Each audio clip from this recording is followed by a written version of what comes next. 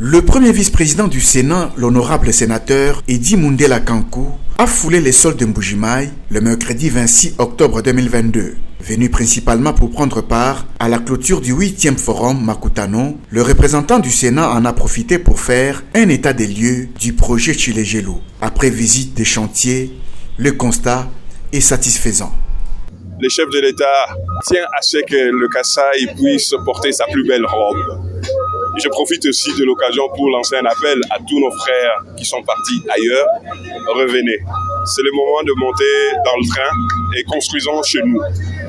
Il est grand temps pour que nous-mêmes nous puissions être des acteurs de développement de notre contrée.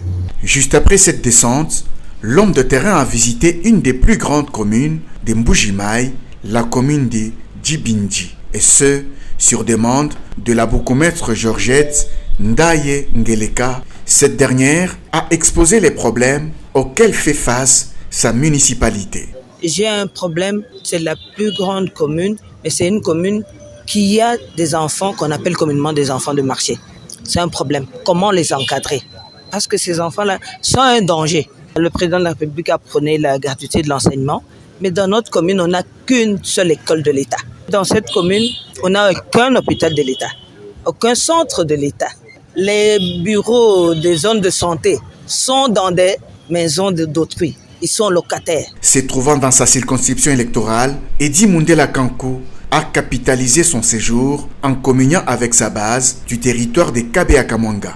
D'abord, une visite dans la commune rurale du lac Munkamba, puis celle du secteur d'Mpemba, en passant par celle du groupement de Kenankuna. C'est pour moi ici l'occasion de prendre cet engagement de pouvoir plaider la cause de la population de lac Munkamba aux ministres sectoriels et auprès du gouvernement. Partout où l'homme est passé, un accueil digne de son rang a été réservé. Des dons offerts à la population tels que des machines à coudre, des uniformes pour élèves, des lampadaires, des pagnes, voire des fonds pour renforcer le petit commerce des hommes comme des femmes dans les buts de leur autonomisation.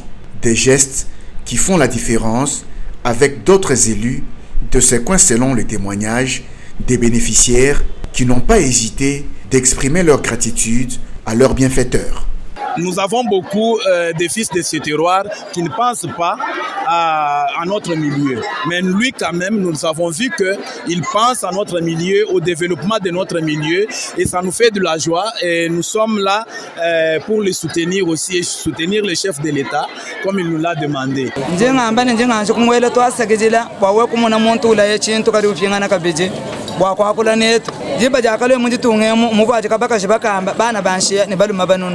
Lero nyetu tumuna tutwajira ku malongo wesha kubashi wera ndundu wesha bana banshiya balongi bene tulasa bashe ni form turi tubajira nti tukengereni tumwelele mikanda bwana hatukale tuni deputy wanu mwa kutonsela mali manene bwaturi basungula babisamba kakwana mutonsela bwalutu. Avec une aide pour la population de Kabea-Kamwanga, surtout pour la jeunesse de Kabea-Kamwanga, pour le favoriser et le permettre d'aller de l'avant et d'apporter les uniformes pour les petits-enfants des écoles maternelles et primaires, les gourdes pour les enfants de la maternelle, aussi les machines à coudre pour les écoles secondaires qui organisent les sections coupe-couture.